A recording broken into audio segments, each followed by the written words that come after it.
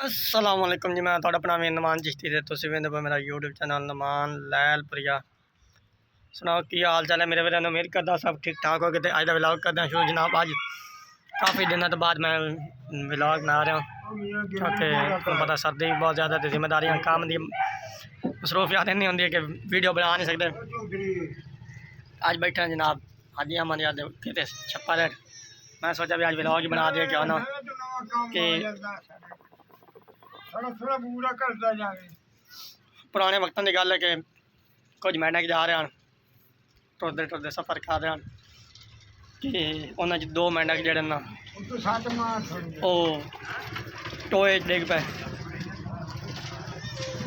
खैर बाकी मेंढक शोर शराबा पाया तो मेंढक बाहर ना निकल सका। लेकिन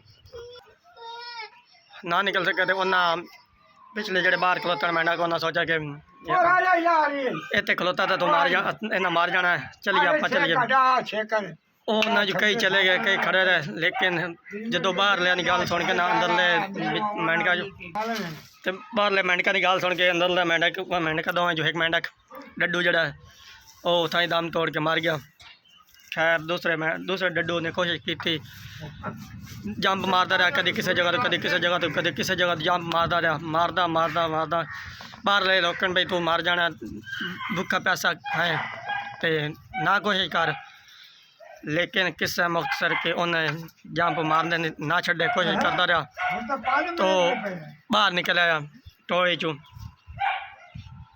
तो बाहर ले मेंढक वेख के बड़े हैरान हो जो बाहर खलोते हैं। उन्हें सोचा बई ये बाहर किस तरह निकला। उन्हें गल करने की कोशिश की। उन्होंने पता लगा कि वह डोरा है बह रहा कन्ना तो कौन सुनता है डोरा सीगा तो जो उस ये पता लगा ना उस वो तो समझ रहा है बाजार के मैनू बाहर उतरे जो बाहर खलोते हैं वो हिम्मत दे रहे हैं हौसला दे रहे हैं कि तू कर सकता है तू कर सकता है।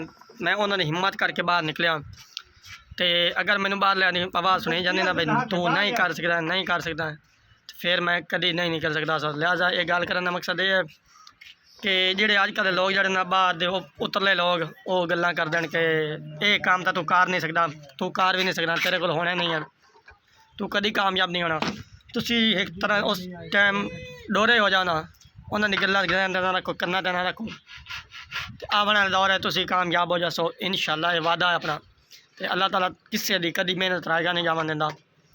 तो ब्लॉग का अख्ताम करते अज मगर हो गई जनाब 6 तारीख हो गई 27 बरोज जुमेरात।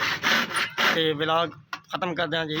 अल्लाह हाफिज़। नेक्स्ट ब्लॉग अगर मेरा ब्लॉग चंगा लगे तो मेरे चैनल मारो सब्सक्राइब बेल आइकन को प्रेस ताकि मेरे आने वाले वीडियो थोड़े डायरेक्ट पहुँच रहे। फिलहाल अल्लाह हाफिज़।